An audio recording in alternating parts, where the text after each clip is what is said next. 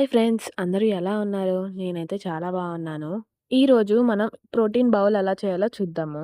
Bowl తీసుకొని దాంట్లోకి పల్లీలు, పెసలు, ఎర్ర శనగలు, రాజ్మా అండ్ తెల్ల శనగలు వేసుకున్నాను. ఏ పల్సెస్ అయినా యాడ్ చేసుకోవచ్చు. నా దగ్గర ఉన్న పల్సెస్ మాత్రం నేను యాడ్ చేసుకున్నాను. మీ దగ్గర ఎక్స్‌ట్రా అడిషనల్‌గా ఏమన్నా ఉంటే యాడ్ చేసుకోండి.